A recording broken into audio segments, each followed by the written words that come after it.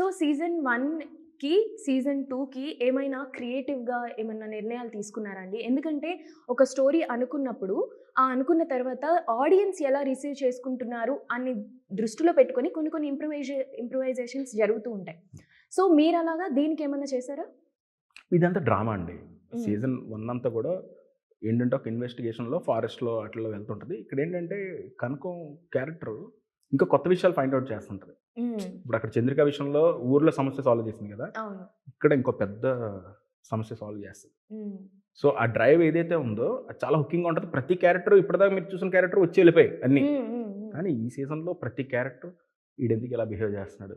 హ్మ్. వీడేంటి? ఇలాంటి నంబర్ ఆఫ్ క్వెషన్స్ రైజ్ అవుతూ క్లైమాక్స్‌కొచ్చేసరికి ఆడియన్స్ థ్రిల్ అవుతారు డెఫినెట్‌లీ. డెఫినిట్‌గా. అవును. ఎందుకంటే ఆహ్, సీ ముందు ఎపిసోడ్సే ఏంటిది ఏదో అంటారు కొండతేలు, కొండతెలు ఎక్స్. తర్వాత అద్దం. సెలవు, శిక్ష, అద్దం. అద్దం.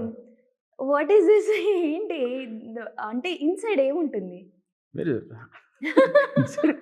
ఇప్పుడు అద్దానికి అసలకి ఎలా నేమ్ అద్దం ఏం పెట్టారు అన్నది. చేస్తది? అద్దం మన రిఫ్లెక్షన్ చూపిస్తది. హ్మ్. మనం ఏంటన్నది చూపిస్తదది. హ్మ్. మన హ్మ్. క్యారెక్టర్ ఏంటో చూపిస్తది అవును. అద్దం.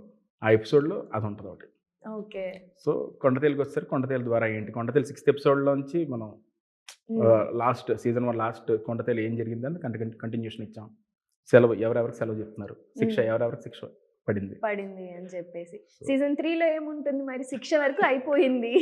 శిక్ష అనుభవించేసారు. సీజన్ 3లో ఏముండబోతుంది? సీజన్ 3 ఎలా ఉంటుంది? ఉంటుందా? లేదా? ఏంటి?